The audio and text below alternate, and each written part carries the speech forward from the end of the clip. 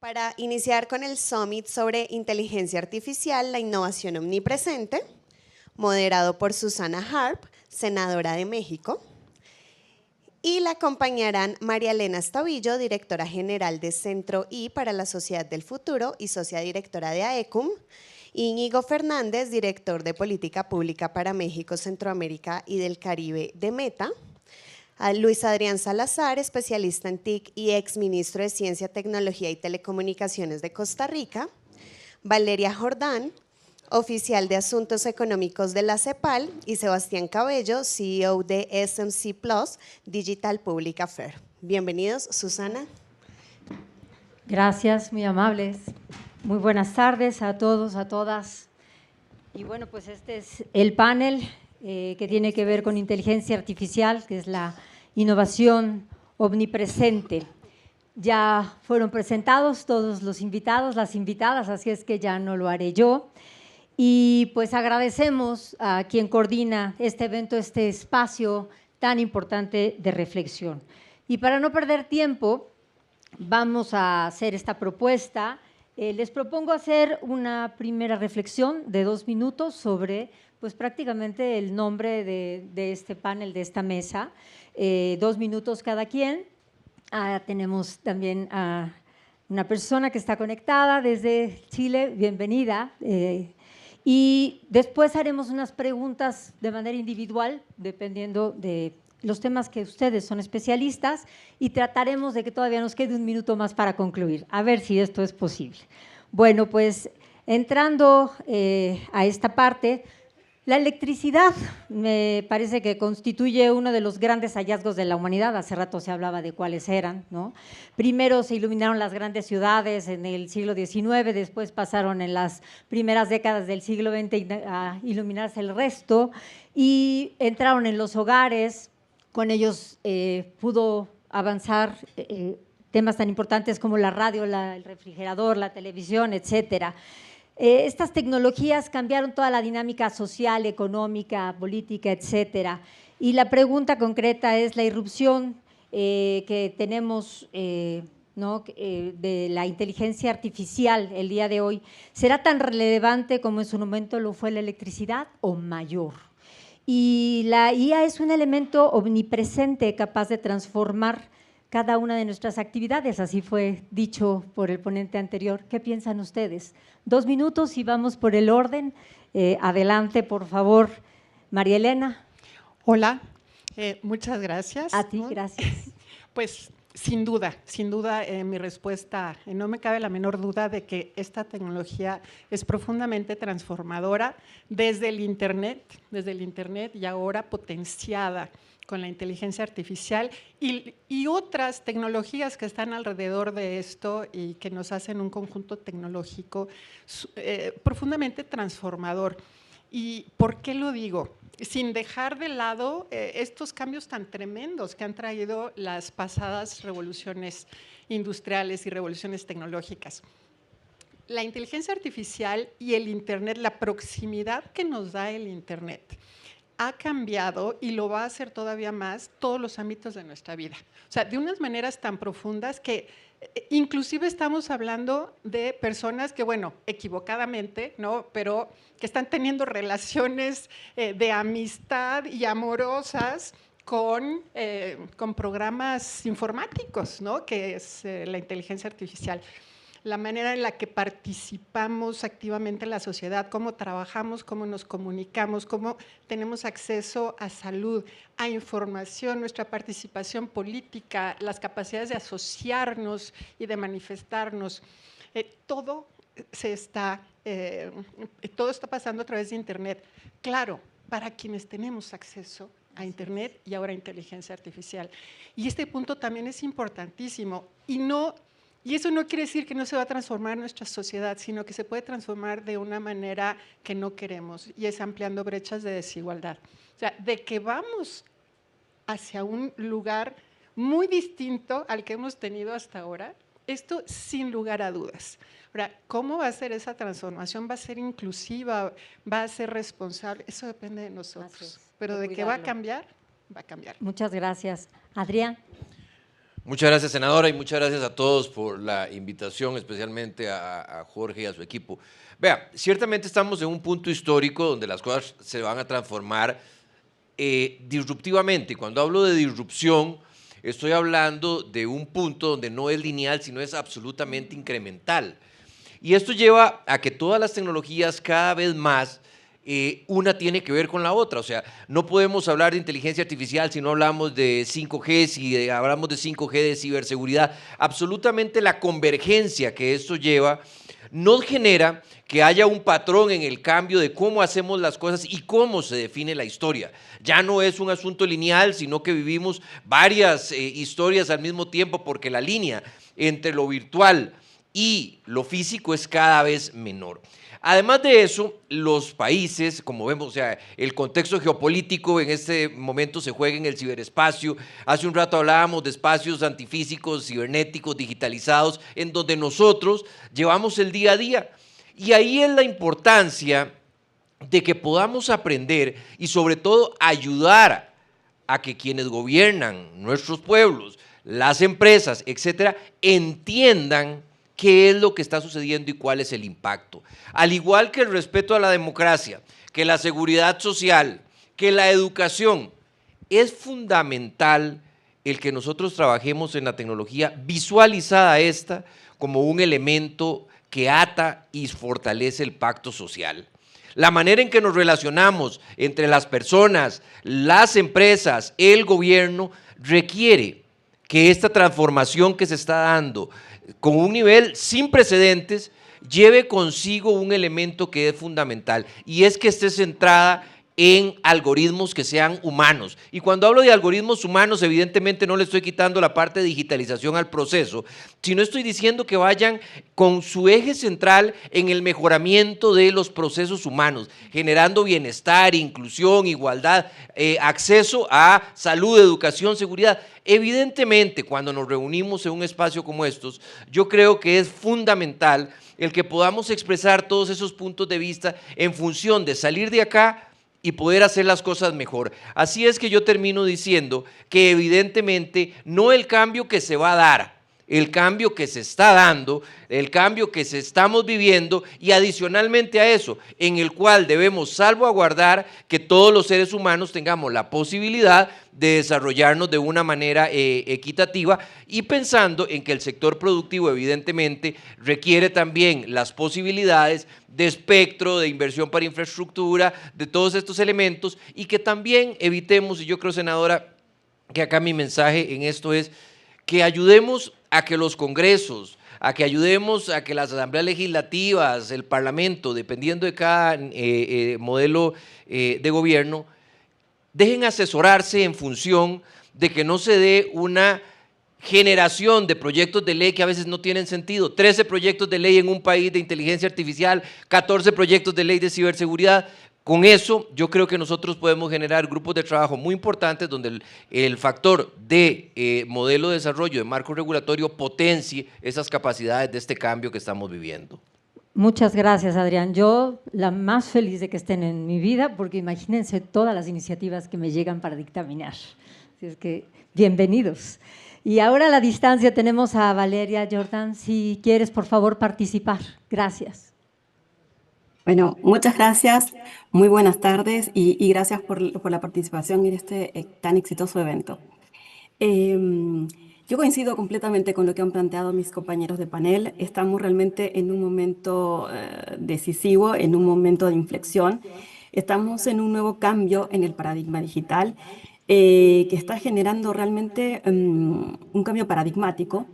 Y eso se observa sobre todo con el surgimiento de la inteligencia artificial generativa. Su adopción está teniendo un crecimiento explosivo, y esto no es solamente en el mundo, sino en la región. La región está mostrando un interés creciente en la adopción de esta tecnología, al punto que vemos que 14% de las visitas a las soluciones de Internet provienen de la región, lo cual supera la proporción de usuarios de Internet que tiene la región en el mundo. Sí, eso de por sí ya muestra el nivel de rapidez con el que está permeando a la sociedad, al conjunto de la economía, y que está siendo más rápida que paradigmas anteriores. Por eso nosotros percibimos esto no solamente como un cambio tecnológico, sino que desde la CEPAL lo vemos como un cambio en el modelo de desarrollo. Por lo tanto, vemos que la inteligencia artificial tiene que ser abordado como un componente clave de las políticas actuales de desarrollo. Su adopción y gobernanza van a determinar qué sectores crecen, qué empleos se crean y qué países capturan valor en la economía digital. ¿Mm?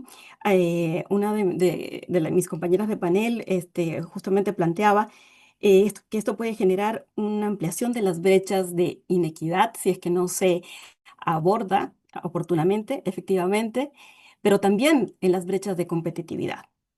Y desde CEPAL entonces impulsamos que sea abordada la inteligencia artificial con una visión estratégica que se integre en el corazón de las políticas de desarrollo productivo, de infraestructura, de innovación y de talento, justamente para poder cerrar brechas de inclusión, diversificar la economía y promover un crecimiento económico más sostenible.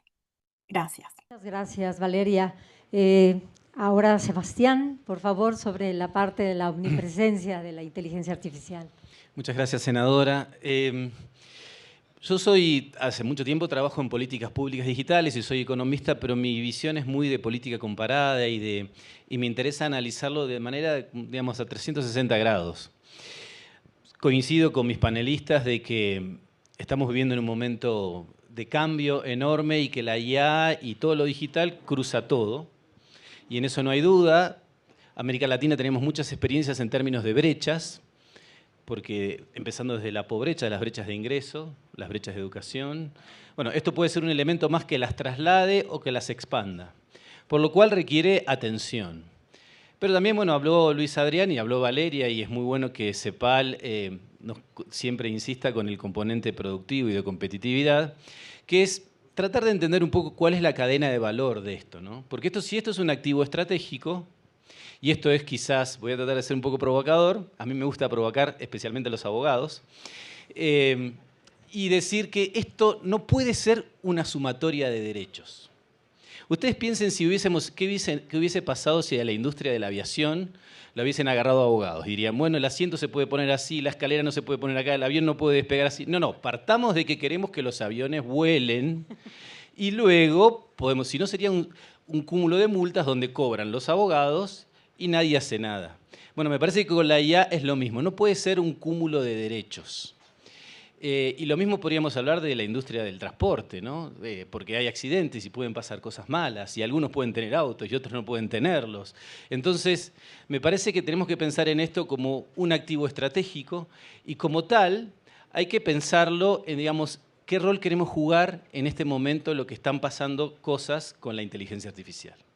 Y eso tiene que ver con que, bueno, hay que entender cuál es la cadena de valor, qué puede hacer un país pequeño como Costa Rica, ¿no? Todos vamos a hacer IA generativa, todos vamos a hacer grandes modelos de lenguaje, todos vamos a tener mega data centers, todos vamos a invertir en infraestructura que requiere inversiones millonarias año a año. A todos seguramente le está pegando este concepto de IA soberana, ¿no? Que NVIDIA ha podido difundir y a todos los políticos les pega en el corazón. No todos quieren tener algo soberano con esto, pero tenemos que ver de todo lo que se puede hacer con la inteligencia artificial, cuál es nuestro rol, cuál es nuestro humilde rol. Y para eso creo que hace falta un baño de realidad, de decir, bueno, en América Latina quizás no podemos hacer, no sé, empezar de cero con modelos de lenguaje, sino que podemos tomar algunas cosas que ya están hechas. Quizás nuestra especialidad es la adopción, en desarrollar elementos de integración, desarrollar casos de uso. Hoy, si yo les digo, y cuando hablo con distintas pymes, yo tengo una pyme, manejo una, estoy pensando en crear un agente de IA para mi empresa. Sin embargo, todavía, y piensen, estoy en tema, y conozco a las empresas que los desarrollan, algunos son mis clientes, pero digamos, las empresas no saben por dónde empezar. Y entonces, ¿cómo hacemos para que una pyme sea productiva? ¿Qué hago? ¿Dónde hago? ¿Qué contrato en la nube? Bueno, subo todo ahí. ¿Y después qué?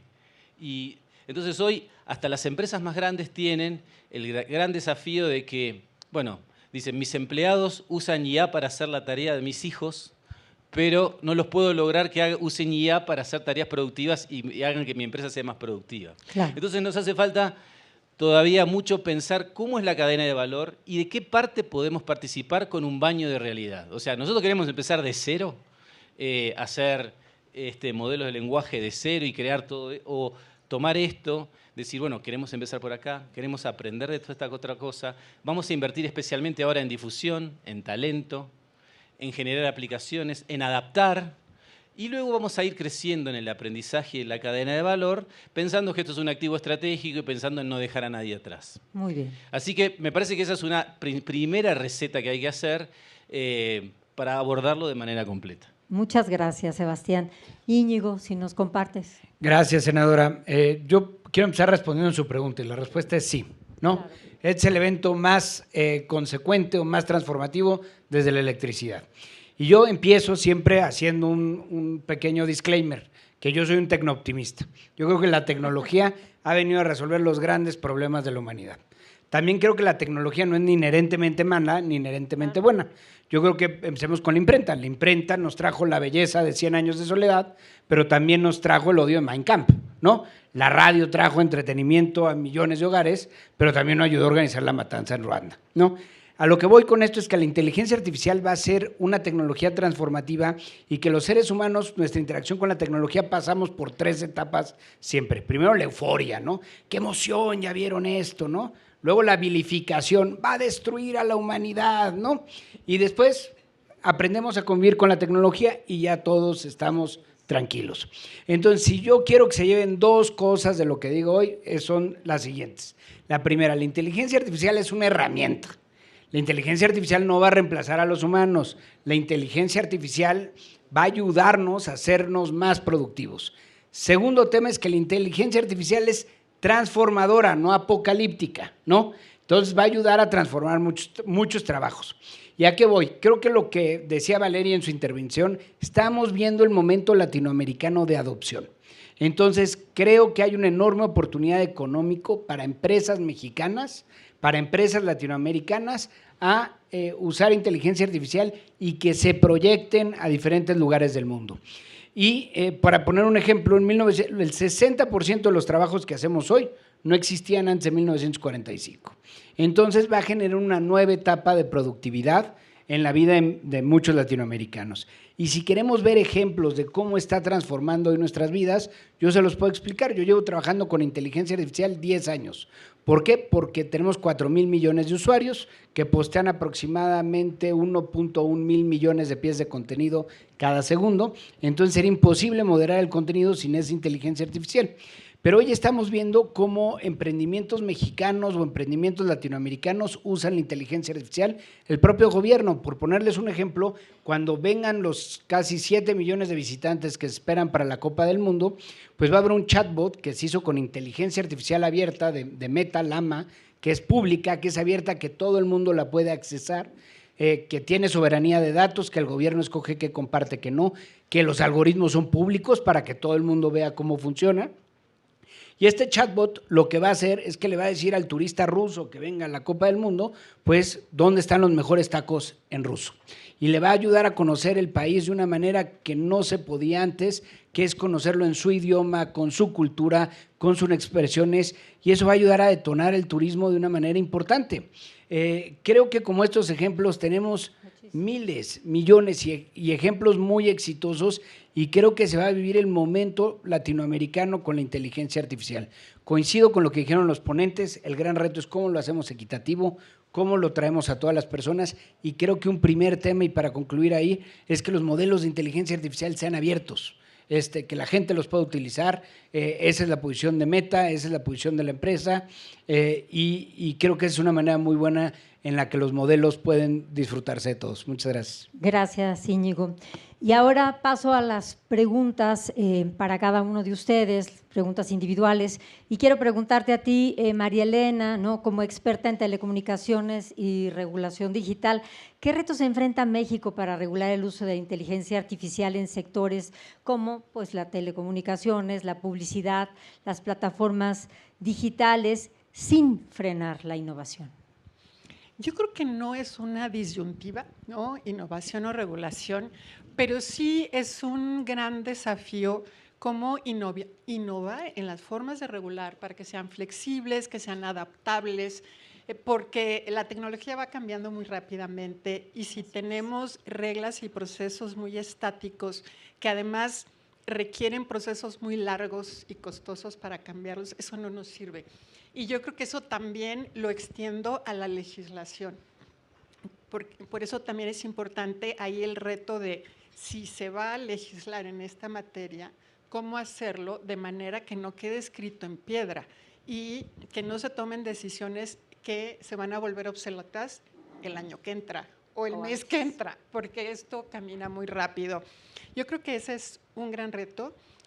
Y otro más es que antes de eso necesitamos un plan, necesitamos una estrategia, necesitamos para qué queremos de la inteligencia artificial en nuestro país, para saber qué necesitamos, ¿no? Y a veces se me hace como que estamos poniendo, ¿cómo se dice?, la carreta adelante de los bueyes, porque si no sabemos a dónde vamos, claro, entonces, ¿qué vamos a regular? Si necesitamos un plan país, ¿para qué usamos la inteligencia artificial? ¿Dónde la queremos? ¿Y qué necesitamos? Y entonces sí, hacer la regulación para que eso funcione. Muy bien, este nado sincronizado del que se hablaba hace un rato, ¿no? Entre todos. Muy bien, pues a continuación con Luis Adrián Salazar, como exministro de Ciencia, Tecnología y Telecomunicaciones en Costa Rica, ¿qué aprendizajes regionales puede aplicarse a México y América Latina para construir una política pública de IA que sea inclusiva, sostenible y centrada en el bienestar social? Mire, lo primero que se debe de tener, creo yo, a nivel regional es cooperación. Sí. El trabajo conjunto, el que sepamos que esto es un asunto de todos, que no somos la verdad, no somos dueños de la verdad absoluta. Claro. Pero adicionalmente a eso hay un reto, y el reto es que la persona que dirige un país, y estoy hablando de cualquier país o incluso cualquier organización o empresa, entienda cómo es que está ocurriendo las cosas actualmente, o sea, cuáles son los diferentes procesos que se están dando, cómo se está dando un cambio en las cadenas de valor, cómo se está dando un cambio en la forma en que trabajamos, en la forma en que producimos. Entonces yo evidentemente creo que lo primero es que se entienda, o sea, que el apoyo político, el apoyo en prioridad no solamente se dé a nivel de verbalización, se dé a nivel de acciones, pero además de eso, que esas acciones sean medibles, para que así entonces sepamos si realmente lo que se está invirtiendo, lo que se propone, realmente tiene un sustento y está dando los resultados que se quiere.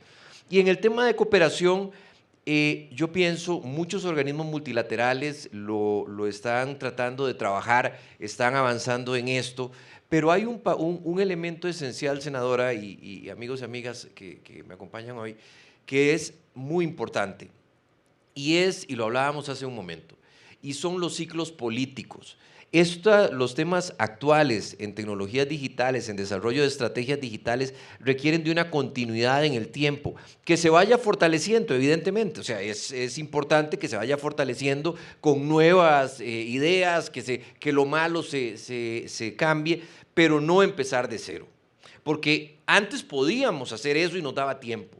Por la velocidad, la escala y el alcance que tiene actualmente las tecnologías, el empezar de cero cada vez que llega nuevos políticos, porque si hay algo que hay en América Latina es egoísmo político. Entonces, si llegamos al poder y hubo otro que hizo algo, entonces borramos lo que el otro hizo y empezamos de cero, y esa cosa no funciona ahora. Entonces yo creo que el tener la madurez política, el entendimiento del entorno y además de eso las consecuencias de hacer o no hacer, pues podría traernos consecuencias y evidentemente ser maduros a la hora de tomar decisiones. Para mí eso es lo más importante, cooperación de decisiones y obviamente, y lo mencionaba mi querido amigo Sebastián, es no dejar a nadie atrás, pero no dejar a nadie atrás no en el discurso, es no dejar a nadie atrás en la acción y en la realidad. Muchísimas gracias. Ahora quiero preguntarle a nuestra especialista en neurociencias, de inteligencia artificial, que está aquí con nosotros en la pantalla, Valeria Jordan, ¿Qué implicaciones éticas y filosóficas surgen al integrar la inteligencia artificial en procesos cognitivos humanos como el aprendizaje, la toma de decisiones o la creatividad?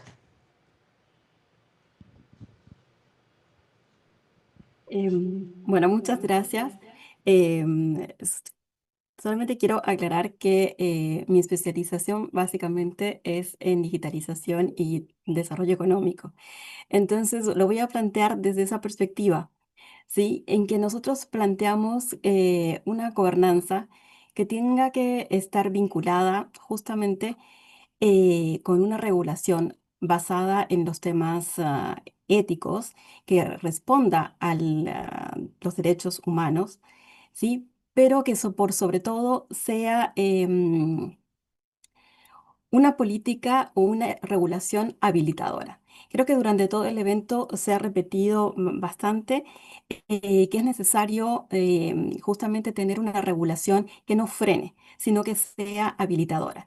Y en esa perspectiva es necesario impulsar, ¿sí? Una inteligencia artificial o políticas de inteligencia artificial, una gobernanza y una regulación em, que permita un balance entre administrar o gestionar los riesgos, los desafíos éticos, pero también en incentivar y en promover la innovación.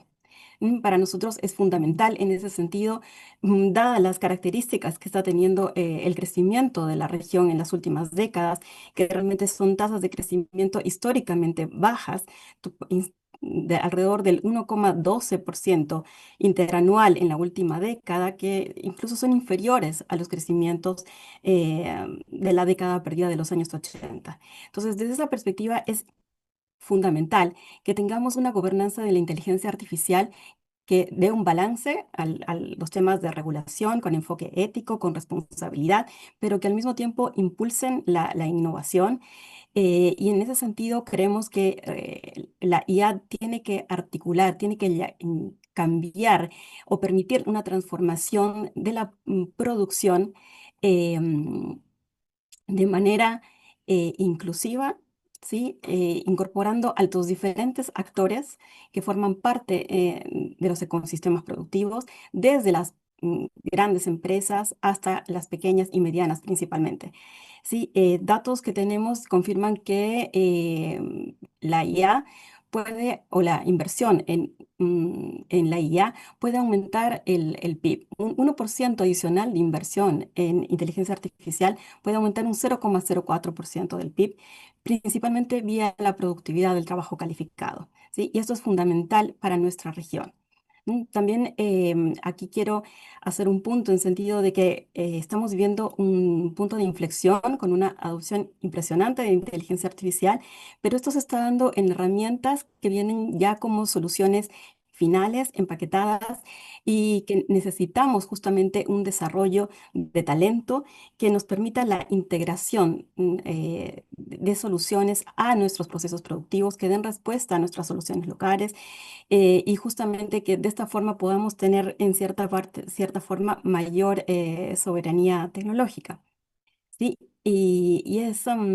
Estamos viendo adicionalmente que existe una oportunidad en esa tecnología y es que según evidencia que tenemos de Lilia, que trabajamos junto con el Centro Nacional de Inteligencia Artificial de Chile, el desarrollo de la IA depende en menor medida de una matriz productiva compleja y que más bien el dinamismo emprendedor y la inversión en I+D son factores determinantes de cambios de transformación productiva.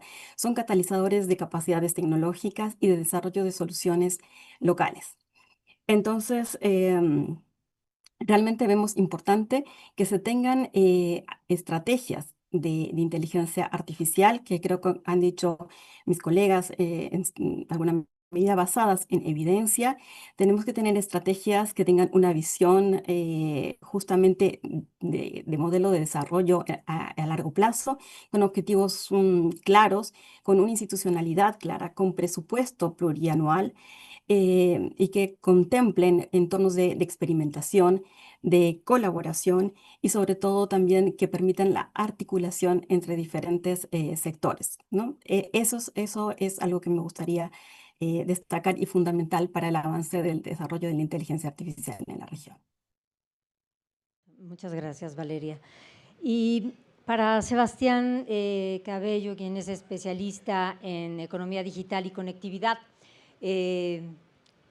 desde su visión internacional, ¿qué lección puede adoptar México de América Latina y de otras regiones para acelerar la transformación digital justa y con una IA responsable? Hoy estamos justo en un momento en el cual todo esto se está formando. Entonces me cuesta decir que hay un modelo a seguir. Algunos hablan, qué sé yo, de la ley de Japón, que es buena, o digamos, Europa sacó una directiva de IA que hoy está siendo muy criticada, incluso por los mismos europeos. Entonces, como que este mismo año, después del AI Action Summit que se hizo en París, cambió un poco el eje de lo que se venía discutiendo de cómo abordar la IA. Al principio veníamos pensando mucho en principios de protección y después de eso empezó a hablarse mucho más de adopción y difusión. Entonces justo estamos en un momento bisagra, donde todo el mundo va a probar cosas, va a aprender y va a equivocarse. Entonces, bueno, es muy importante también lo que señaló María Elena de hay que trazar una estrategia, pero esa estrategia tiene que tener autoridades claras, objetivos claros y estar todo el tiempo comparándonos con esos objetivos, pero para estar calibrándolos completamente. O sea, no puede estar escrito en piedra y lo más importante que tiene que hacer una estrategia es coordinar a los actores y coordinar a los esfuerzos. Lo peor que nos puede pasar es el overlap, ¿no? Esfuerzos superpuestos, que el Ministerio de la Secretaría de Agricultura haga trabajos con ella, que Industria lo haga, que Educación lo haga y todos estén haciendo con cosas superpuestas en lo mismo, haciendo todos programas de educación y distintas cosas. Entonces, alguien que vive en una zona rural y que tiene un emprendimiento agropecuario, entonces va a tomar la iniciativa de IA de educación, la de agropecuaria y la de por estar en zonas remotas. Entonces, bueno, me parece que hay que ordenar un poco todos los esfuerzos. Y al mismo tiempo, yo miro de qué tan serios son los esfuerzos si el gobierno le asigna inversión. Y hay que decirlo, en América Latina hasta el momento, solo Brasil ha comprometido 4.200 millones de inversión a un programa de IA que incluye una parte de infraestructura, 1.000 millones, pero otra parte de aprendizaje, difusión y todo eso. Otros países han hecho estrategias, pero no le han puesto inversión. Y eso hace que bueno, está en duda de qué es lo que se puede hacer. Y otros no tienen una autoridad visible. El Salvador, por ejemplo, creó una nueva agencia de IA. No digo que ese sea el camino para seguir, por eso les digo estamos todos probando cuál es la mejor opción, pero lo principal es aprender, tener la humildad de decir, bueno, quizás acá nos equivocamos, esto lo podemos recalibrar y reconvertir en otra cosa, porque lo peor también es el cambio de rumbo abrupto. Y esto vamos a unirlo también con lo que decía Luis Adrián, que los ciclos políticos en América Latina, especialmente cuando hay cambio de orientación política, hace que se cambie todo. Y el plan que había en 2018, en 2022, ya no existe más. Entonces, bueno, hay que saber construir, hay que saber ir poniendo un ladrillo sobre el otro. Nos vamos a equivocar mucho. También hay que tener alguna ventaja de ser una región un poco periférica y en algo no está tan mal hacer ese salto de rana, el leapfrogging, porque podemos aprender de las equivocaciones de otros, ¿no? Entonces, nada, hay que estar siguiendo todo, tratando de armar políticas y con muchísima humildad para que esto funcione. No hay una receta única, podemos llegar por muchos caminos a un resultado positivo, integrador, democrático y con impacto económico. Pero bueno, yo creo que lo único que queda es prueba y error y flexibilidad. Por eso es que no hay que apurarse en algunos aspectos, como puede ser una regulación. Se puede hacer, puede haber, pero hay que seguir aprendiendo todavía. Estamos en un momento de aprendizaje. Muchas gracias, Sebastián. Íñigo, finalmente, tú eres experto en derechos digitales y privacidad. Entonces, ¿cómo visualizas el equilibrio ideal entre la innovación y la protección de datos personales en una sociedad cada vez más permeada por soluciones de inteligencia artificial? Es una gran pregunta y la verdad no quiero ser reiterativo con todo lo que dijeron los compañeros y las compañeras de la mesa, ponentes extraordinarios. No quiero ser reiterativo. Yo creo que tenemos que analizar tres cosas. Primero, si vamos a analizar este tema de regulación y, por supuesto, lo de los derechos digitales. El primero, tenemos que, y me encantó el ejemplo que usaba Sebastián del avión, ¿no? Nosotros no regulamos que los aviones vuelen o no. Claro. Lo que queremos regular es la conducta determinada, no la tecnología, porque si no, como decía María Elena, va a quedar totalmente desfasada. Entonces, regulamos que los aviones vuelen, no vuelen por zonas residenciales a menos de 10,000 pies de altura, pero no regulamos si el avión vuela o no. Segundo tema, creo que Latinoamérica tiene que buscar su camino regulatorio, como decía Sebastián, y no copiar. Y no copiar, quiero poner el tema, porque en Europa una startup tiene promedio una inversión de $1 millón. Son cacahuates. Cuando tú tienes que en Estados Unidos tienes inversiones entre 5 y 7 millones de dólares por startup. Entonces, si este es el momento latinoamericano con esta tecnología por el tema de adopción, no queremos evitar este detonamiento económico porque estas startups están saliendo de América Latina, eso no hay duda. Entonces, ¿cómo tenemos que hacer este enfoque regulatorio basado en riesgos? Lo mismo con la privacidad, tenemos que ver a ver cuál es la conducta que queremos detener y tenemos que hacerlo con unos principios éticos como la minimización de datos, es decir, que los modelos utilicen el menor número de datos necesarios para funcionar, que sean interoperables, que se hagan basado en principios éticos, que por supuesto como decía Luis Adrián, que fueran transparentes los modelos, cómo sirven, cómo la gente los va a utilizar. Creo que con eso vas a lograr, primero, fortalecer el acceso, dos, salvaguardar los derechos digitales y por último, lograr que la innovación florezca y crezca. Y para cerrar, nada más me gustaría decir lo que decía Sebastián, pues creo que estamos en el mejor lugar de ver qué pasa. Y tenemos que ser pacientes y ver qué pasa. Entonces, senadora, yo creo que su comisión lo ha hecho formidable, siempre tiene el diálogo con la industria, con la academia, y usted es una legisladora modelo a seguir en América Latina, así que gracias. No, gracias a usted. Bueno, pues creo que nos podemos robar unos minutitos, todos los anteriores lo han hecho, y yo quisiera darles la palabra nuevamente para que cerraran con una idea de 1 minuto, por favor, y pues adelante en el mismo orden en el que hemos estado, te doy el micrófono. Gracias. Muchas gracias. Por favor. A ver, creo que me gustaría terminar con el concepto de confianza. La confianza es como un elemento fundamental para el desarrollo, para la inversión, para el uso, ¿no? Las empresas no van a invertir si no hay confianza. Las personas no vamos a usar las tecnologías si no les tenemos confianza. Creo que esto, si nos enfocamos en la construcción de confianza, creo que podemos articular alrededor de ello cómo regular, cómo impulsar, cómo fomentar, cuidando que haya esta confianza de todos lados, certidumbre, protección de derechos, sin intervenir el proceso ya innovador, ¿no? Es habilitar la innovación y proteger todo esto que necesitamos para vivir en un ambiente de confianza. Gracias, María. Mire, mi mensaje final es que estamos en un momento histórico donde realmente podemos ser agentes de cambio. Y si mantenemos espacios como este, y a nivel de poder ejecutivo, poder legislativo, de empresa privada, mantenemos la posibilidad de diálogo, de conversar, de poder llegar a acuerdos, es fundamental. Porque aquí todos requerimos del apoyo unos de otros en función de poder lograr buenos precios para espectro, mayor capacidad de inversión de las empresas de tecnología, que haya más incentivos para las startups. O sea, estamos en un momento histórico fundamental.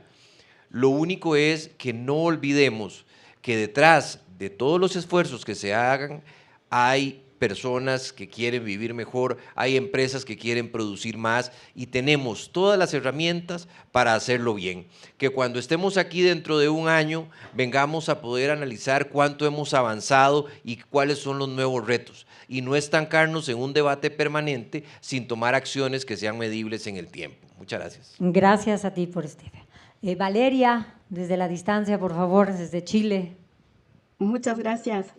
Bueno, reforzar la idea de que estamos en un momento de cambio, un momento de inflexión, entonces que es tiempo de actuar, quizás de planificar menos, de tener tanto miedo, actuar, definir políticas que realmente sean transformadoras, que promuevan la innovación, que generen entornos habilitantes, eh, políticas que se articulen entre diferentes sectores, que sean basadas en evidencia y que también se apoyen en la cooperación regional para aprender de nuestros errores, para destacar los éxitos y así poder avanzar. Gracias. Gracias a ti. Por favor, Sebastián. Bueno, yo coincido con muchos de los aspectos que se han señalado. Quizás lo que yo quiero decir es que también, bueno, tenemos que aprender. Y creo que es el momento de, en lo personal, de ponerme a aprender de cómo puedo usar IA en mi empresa, cómo crear un agente, y aprender de eso para poder también trasladarlo a otros, ¿no? Poder de ahí crear lo que es más un hecho estilizado y poder decir, bueno, empresas de transporte pueden utilizarla en esto y hay estos mecanismos, esto les va a rendir, no, estas cosas las pueden desarrollar ustedes, estas cosas pueden tomar un modelo hecho. La educación puede usarlo así. O sea, todos tenemos que seguir probando y seguir aprendiendo. Me parece que además de la colaboración, además de la confianza y además de, bueno, de trabajar en todos esos principios, este es el otro aspecto que me gustaría resaltar. Íñigo, para concluir, tú cierras. Pues muchísimas gracias, creo que todo lo dijeron mis colegas, creo que reforzaría un poco lo que decía Sebastián, es momento de aprender, esto va a estar incorporado en todas las profesiones que tenemos, entonces va a ser fundamental que la gente lo aprenda y simplemente dejar con una reflexión para no ser reiterativo. Yo creo que el siglo XX, algo que tuvo magnífico fue la consolidación de los derechos humanos. Yo creo que el siglo XXI debe ser la consolidación de los derechos digitales en la era de inteligencia artificial. Mil gracias. Pues muchas gracias, gracias a todos los ponentes, a las ponentes, gracias a ustedes y yo quiero agradecer también a Jorge Fernando esta invitación. Nos conocimos primero en el mundo de la música y ahora estamos aquí acompañándonos en el mundo digital. Y por supuesto, aunque el tema no es legislativo, nosotros nos estamos llevando todo lo que aquí se dice porque efectivamente, si no hay diálogo, pues esto no tiene un rumbo y un sentido. Muchas gracias a todos ustedes y pues también por la invitación a estar presente.